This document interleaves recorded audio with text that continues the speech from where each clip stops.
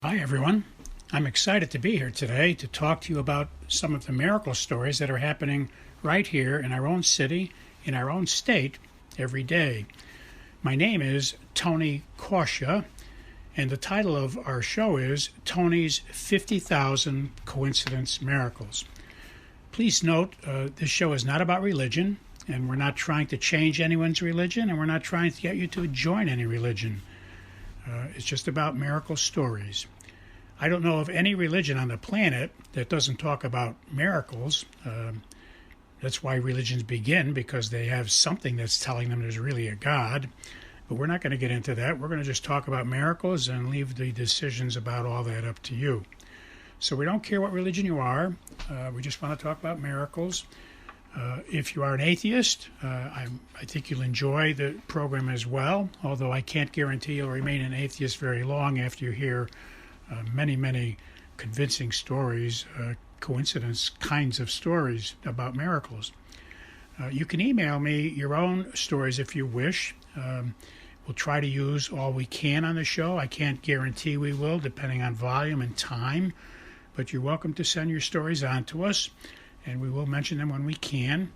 You can send them to the following email address. But please notice that if we do use your story, we won't mention your name. We'll keep you anonymous. And we suggest that in your story, when you send it to us, don't use your correct name. That way anyone listening will not be able to figure out that it was you that sent the story in. The email address you can send your stories to is very easy to remember. It consists of 2 words and 3 numbers. The first word is Tony, spelled Tony, and the second word is and, spelled A-N-D, and the numbers are 777. So once again, the name is Tony and 777 at AOL.com. Well, let us begin. Our first coincidence miracle today is about 2 sisters who had recently retired, and they were celebrating the day at the beach during the month of August. And they were at the beach, but it was an overcast day, cloudy. The temperature was borderline, whether it was a good day at a beach or not.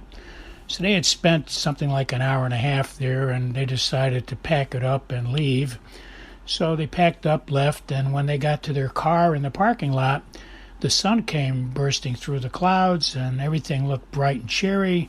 It felt much warmer, so they decided, well, let's go back. Maybe we'll have a good day after all. So they came back to the beach, and they put their blanket down and settled in.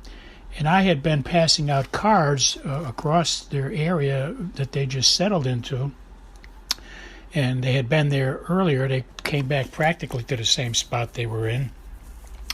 But when they came back and put their blankets down, I had gotten to that point of the beach passing out cards about our 2 books. And so I got to them and I handed out the card, and they started asking a lot of questions about it.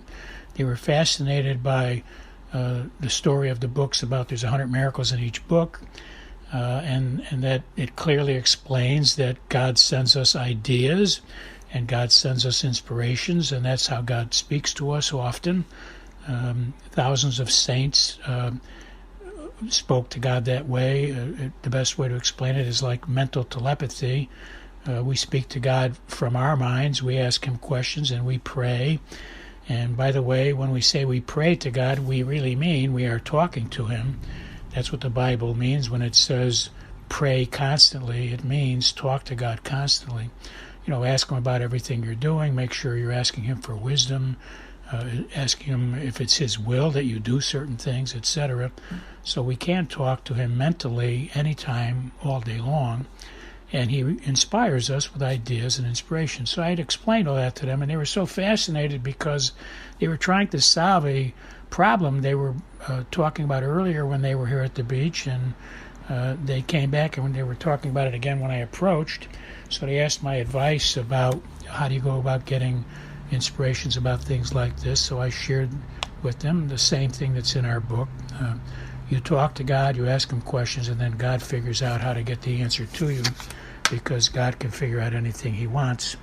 So, I think it's that simple. You ask God anything you want, and He'll figure out how to get the answer to you because He's God, and He made us, and He's our best friend. So they loved that, and they were so excited, and they got a copy of the book, and they're delighted about having gotten into it now, and they're using the methods, and I was very grateful to get their letter. The next coincidence miracle story is about a couple who had recently been married, and they were furnishing their apartment, and they had to get a sofa.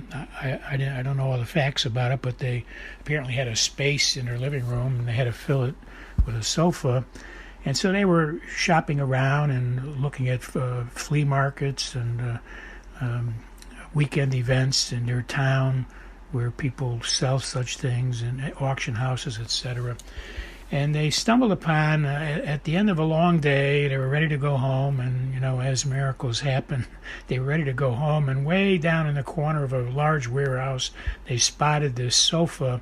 It was kind of dusty. It looked like it'd been there a real long time, but it turned out to be the perfect dimensions of what they were looking for. The size was precisely right. They would have to reupholster it because it needed some work. There were some tears in it, etc. But everything else about it was ideal.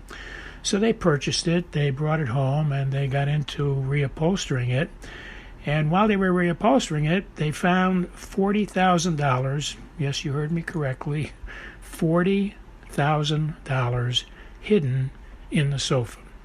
And they were a scrupulous couple and an honest couple, and they went to investigate where this sofa came from, and they found out that the owner was now in a convalescent home, and they had many, many bills that had to be paid, and the $40,000 was a tremendous miracle for them, and so they gave the whole $40,000 back to the person, and it was a wonderful story.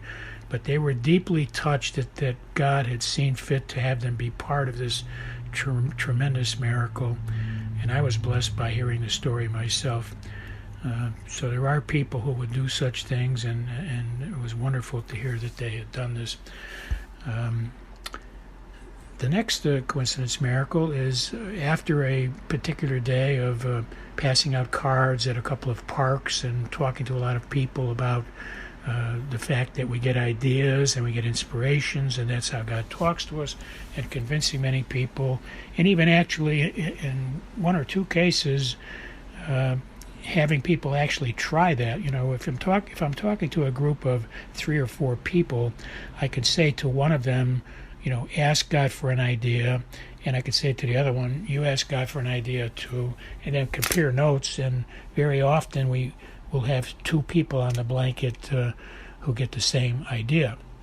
And so I was having a really great day of convincing people that they could do this, that they could talk to God and get inspirations. And I told them about my books. The title of the books is Tony's 50,000 Coincidence Miracles. And we had a wonderful day. So on the way home, I was reflecting on my day. I guess I had experienced, while I was passing out cards and talking to a lot of people, I'd experienced, let's say, maybe 5 tremendous moments. One is like the story of the sofa. Another one is like the story of the 2 sisters who were leaving, but they got inspired by God. The sun came out, and they came back. And if they didn't come back when they were inspired, when the sun came out, shining again, then I would have never met them that day. So the coincidence of God sending them back at the right time as I was coming by where they settled down with their blanket, and all the other stories that we share here every week, I'm convinced that God sends us coincidence miracles. So I was driving home reflecting and enjoying the reflection, enjoying the remembering of many of these wonderful stories, and a car passed me, and the license plate was really amazing. And before I tell you what the license plate said, the thing that I was getting out of my reflection on this particular day was I was telling a lot of people who did not know it that God is always with us everywhere. Every place we go, no matter where we are, we can talk to Him. We don't have to be in a certain place. We don't have to dial a certain number. He reads our mind, and He speaks back to us in our mind. And so He's everywhere we go, no matter where we go in the whole universe. We'll always have God right there with us, no matter where we are. And I remember a lot of things in the Bible that confirm this. So as I was driving home, enjoying all my memories about this, a license plate passed, and here's what it said. It had 4 letters on it.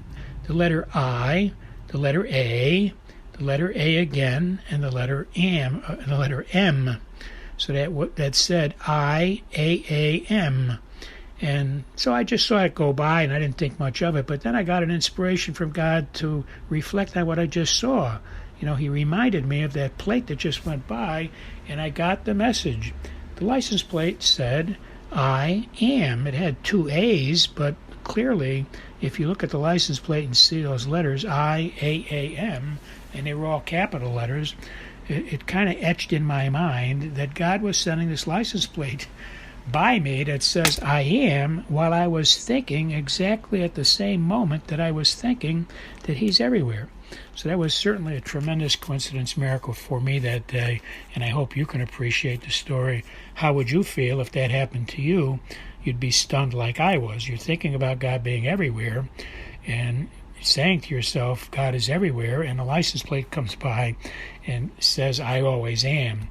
I always am is the letters I-A, 1 A for always, and then 2 letters A-M. Our next coincidence miracle has to do with a woman who told us that she and her mother were very, very close. They were more friends than they were mother and daughter.